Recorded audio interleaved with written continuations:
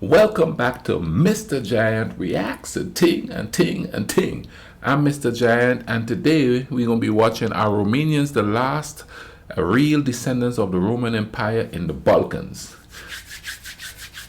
Let's YouTube and simmer and see what this year is all about.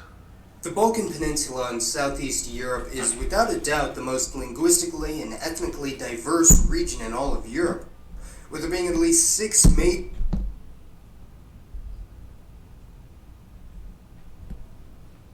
The Balkan Peninsula in southeast Europe is without a doubt the most linguistically and ethnically diverse region in all of Europe, with there being at least six major language subfamilies spoken in the area, and there being dozens of ethnic groups and subgroups, and coupled with the fact that the Balkan lies on the fringes of the European continent, this has led to an immense amount of conflict and bloodshed in the region, and even has their own geopolitical term named after them, known as Balkanization, or the division of a region over ethnic, religious, or linguistic separatism.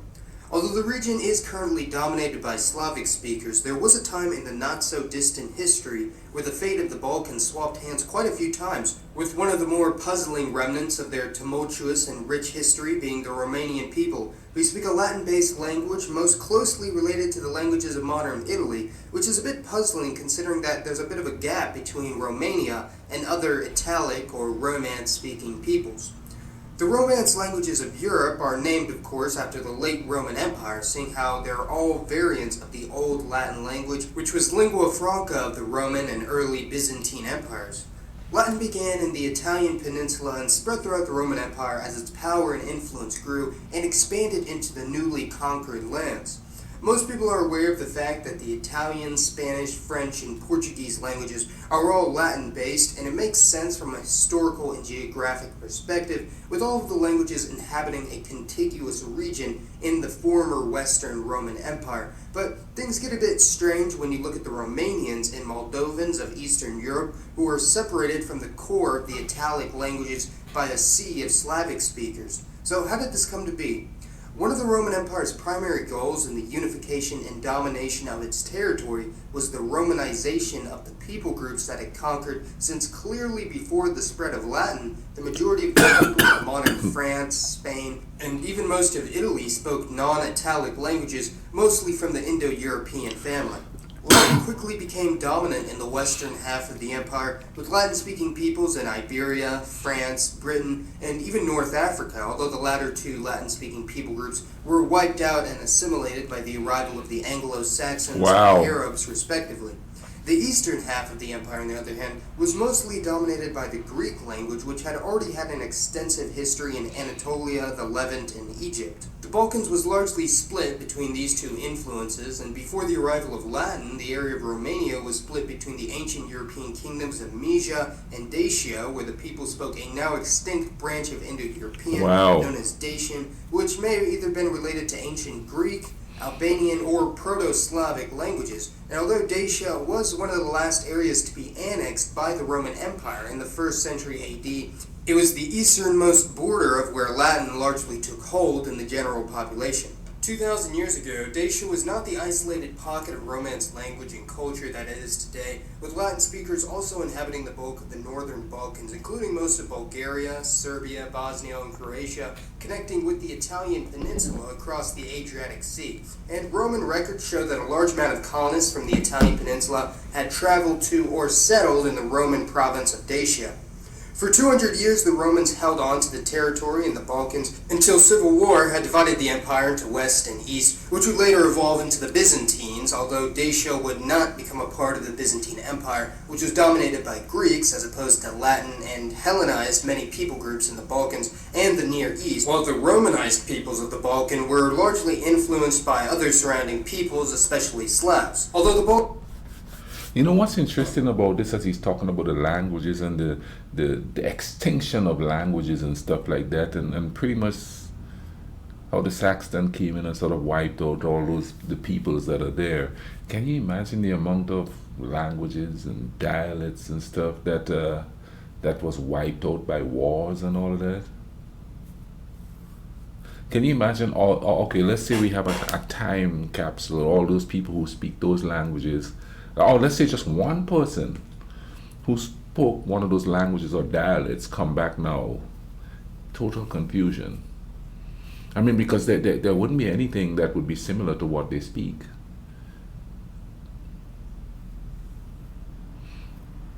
That's just crazy to think, you know what I mean? Because I mean, I've been to places where people just speak totally different language than I speak. And that alone in and of itself is just pure confusion. Of course, in this modern age, it's easier because you have like, you know, things to convert languages and stuff like that. But even then, there's places, especially in that part of the world, where people don't even know there are countries there. And they probably have their own dialects that they speak. But by far and large, most people could speak a little English everywhere in the world because that's the dominant language right now. But yeah, I just thought it was interesting that the languages die, and so pretty much does the people. So I wonder, when the last group of people who actually spoke the language, what was it like for them? Like, let's say if English was to die out in about 200-300 years, the last person to speak English as we know it, what would life be like for them? Or would they have already gradually assimilated into the new language, assimilated into the new culture, which is what we seem to be doing. And some people are putting up a fight, but you know what I mean? It's like a steamroller. It cannot be stopped. But, you know, I just thought that was quite interesting there, you know what I mean? Let's get back to the video. Balkans now are mostly Slavic-speaking. Slavic peoples actually didn't settle in the region until around 500 AD, when Proto-Slavs from Ukraine migrated south into the Byzantine Empire, where they assimilated the people that previously lived in the area of Dalmatia, who were still Latin-speaking at the time. These Slavic peoples would later evolve into the Serbs, Bosniaks, and Croatians in the west, and the Bulgarians and Macedonians in the east. The area of Dacia, which was then divided into the kingdoms of Moldavia, Transylvania, and Wallachia, had still retained their Latin language, and although now isolated, Romanian soon began to develop as a separate branch of the Romance languages. The Romanian people would then develop in the Balkan Peninsula for the next 1,000 years before being encroached upon by the Ottoman Empire, although they were one of the more resistant nations to incorporation into the empire. The Romanians were one of the first to break away from Ottoman influence and assist in driving them out of the Balkan Peninsula, and would later become united in the Kingdom of Romania, and during World War II greatly expanded its borders, annexing parts of Ukraine, which was at the time part of the USSR, although they lost a huge proportion of Transylvania to Hungary. Romanian nationalism took hold during this period, although the kingdom was largely multi-ethnic, having large minorities of Germans, Hungarians, Ukrainians, Jews, Bulgarians, Tartars, and Romani, although after the end of World War II, Romania would become far more homogenized, having population transfers with Germany, Bulgaria, the USSR, and sending nearly all surviving Romanian Jews to Israel, which is why today around 3% of Israelis are fluent in Romanian, making it the fourth most spoken language in the area. Wow. Since then, Romanians have largely associated with other Eastern European countries, although they still see themselves as having a distinct origin in the region when compared to the Greeks, Slavs, and Hungarians. Something that's slightly confusing with modern Romanians is that there are today two Romanian-speaking countries in Europe, that being Romania and Moldova, and although the official language of the nation of Moldova is Moldovan, essentially the only difference between standard Romanian and Moldovan is that Romanian is written using the Latin alphabet, while Moldovan is written using the Cyrillic alphabet, and also has a few more Russian and Ukrainian loanwords in its vocabulary, a consequence of its incorporation as a part of the Soviet Union.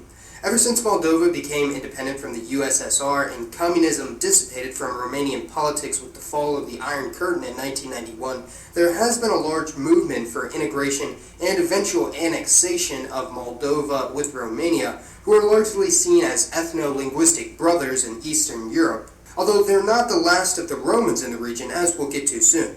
There are many setbacks to a Romanian-Moldovan merger. Romania, although certainly a formerly socialist and communist country, has fared far better than their brothers across the Prut River, with their economy having positive, albeit slightly unstable growth for the past 20 years, now being one of the wealthier countries in the Balkans, and was also eager to join the European Union in 2007, along with Bulgaria, and although it's not in the Eurozone, they plan on replacing the Romanian leu with the euro by the year 2022. Although Romania's HDI and GDP has increased since the 1990s, its population, like most of Eastern Europe, has been very negatively impacted following the recession brought about by the post-Soviet collapse, with the fertility rate being less than 1.5 children per woman, Wow. far below replacement level and among the 10% lowest countries in the world, and millions of Romanians have left to Western Europe, especially Italy and the United States. Moldova is in an even sorrier state at 1.2 children per woman,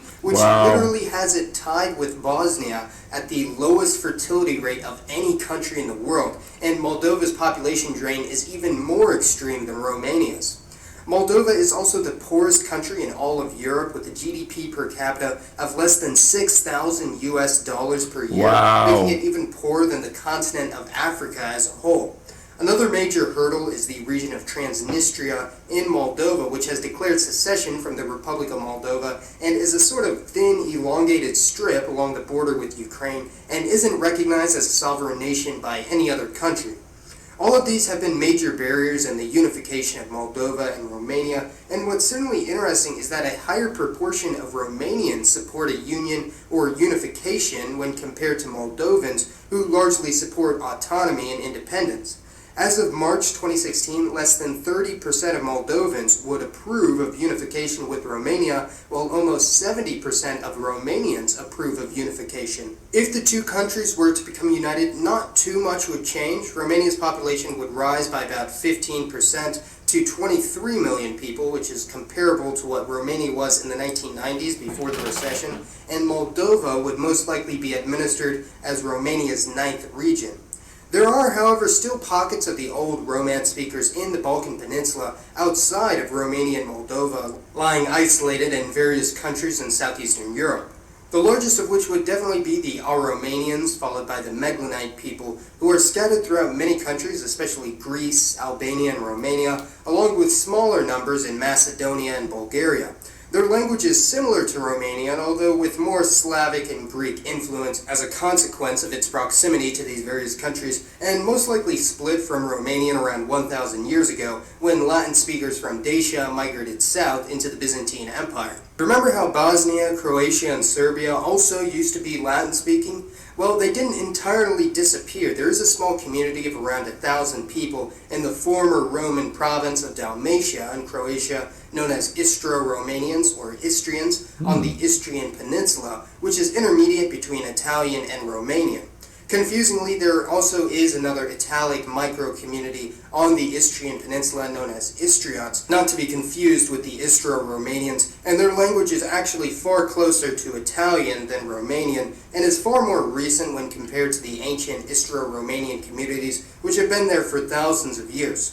Collectively, the people groups of the Romanians, Meglinites, Istrians, and occasionally Romanians and Moldovans as well are referred to as Vlachs in Slavic-speaking countries, an exonym derived from the Germanic or Celtic Valhats, meaning foreigner, which is slightly ironic seeing how these Romanian people groups have been in the Balkans far before the Slavs or Germans, and in a way are the last remnants of the once great Roman Empire east of Italy, and this gives the Romanians a unique origin in Eastern Europe, and is a great source of pride and nationalism in the country today. Go ahead and let me know your thoughts on the Romanians, Moldovans, and other Italic peoples in the Balkans, and as always, thanks for watching, everyone. Now that was very interesting. You know, on the unification of Moldova and Romania, so what's going to happen if they become reunited or united? Are the Moldovians going to be treated fairly or not? Or is there going to be some sort of, not so much ill will, but, you know, thinking less of, because, you know, the Moldovians are struggling a lot harder than the Romanians. But the Romanians seem to want them, according to the video, 70% of them want the Moldovians there. But what if the unification of them cause a little bit of economic strife? Would that create a problem there? So all kinds of stuff to think about when stuff like that happen. But anyway, man, I'll leave a link in the description to this video so you all can go check it out. Thank you all for watching this with me. You know what I mean? Let's all get out there and love a stranger, all right?